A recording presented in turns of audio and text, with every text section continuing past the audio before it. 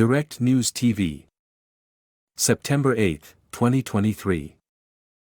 Councillor's murder in Ecuador fuels crime concerns ahead of election.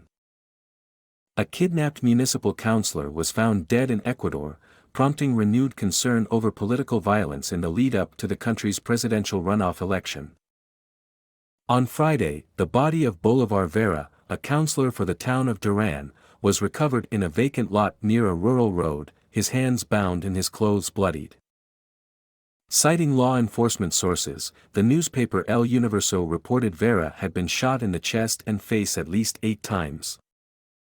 A member of Ecuador's right-wing Social Christian Party, Vera had been reported missing 1 day prior. The party took to social media afterwards to slam the administration of outgoing President Guillermo Lasso for failing to crack down on the skyrocketing crime in the country. This reprehensible act demonstrates, once again, the defenselessness in which citizens throughout the country live and the national government's indifference towards the primary duty it has among its mandates, guaranteeing their lives and safety, the party wrote. Easy recruits for criminal gangs. Over the last few years, Ecuador has seen a spike in violent crime, as drug cartels and other criminal organizations make inroads into the country. Ecuador, a country of approximately 17.5 million people, has recorded nearly 3,568 violent deaths from the start of the year to early July, an increase of 75% over the same period the year prior. The country already shattered records for homicides in 2022, cataloging a total of 4,603 violent deaths. According to statistics released by the National Police, that amounted to nearly 12.6 murders per day. Some of those deaths have happened behind bars, as Ecuador also contends with an outbreak of prison violence. From December 2020 to May 2022, the United Nations estimates 390 people have been killed, some in horrific circumstances, as gangs jockey for power in Ecuador's prisons. Ecuador is perched on the Pacific coast, between Colombia and Peru, the 2 largest cocaine producers in the world, according to the United Nations. Experts believe Ecuador's deteriorating economy, combined with the stresses of the COVID-19 pandemic, has helped foster the conditions for gang violence to take hold. The United Nations issued a statement on Friday calling poverty the root cause of the insecurity, with Special Rapporteur Olivier de Schutter calling the situation a wake-up call. A lack of job opportunities and poor education have made young people easy recruits for criminal gangs, de Schutter said.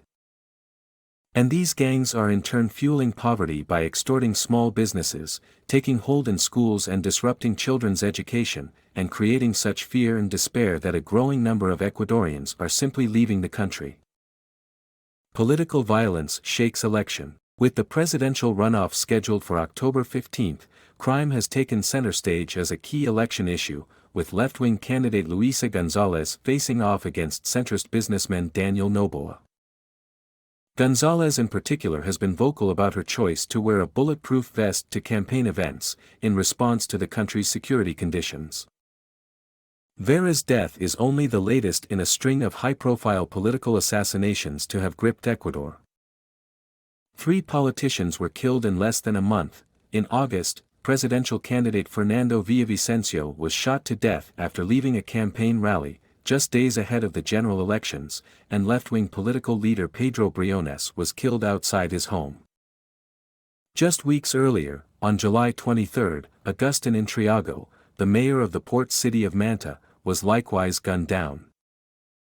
On Friday, an electoral mission from the Organization of American States, OAS, a regional body, condemned the latest murder and expressed concern about how the violence might affect the upcoming presidential race.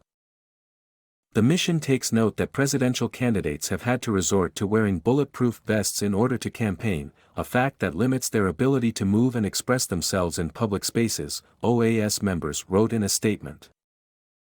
The mission reiterates its concern about the alarming climate of violence that has overshadowed the electoral campaign in Ecuador. The group added that threats and insults directed towards the electoral authorities likewise had the potential to threaten election integrity. The mayor of Duran, Luis Canillo, issued a statement calling for 3 days of mourning. Canelo also condemned President Lasso for not doing enough to protect political figures. "We have requested countless times protection and security for officials," Canelo said. "How many more deaths do you need, Mr. President, to listen to our insistent calls? Isn't it enough to see how they kill us every day?" Canelo charged that, since Lasso declared a state of emergency in certain provinces in July, deaths have only increased.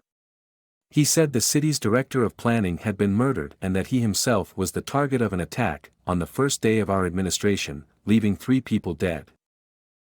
My name is Kingsley. Please like, share, subscribe and hit that notification bell so you can be the first to be notified whenever we post. You won't regret it.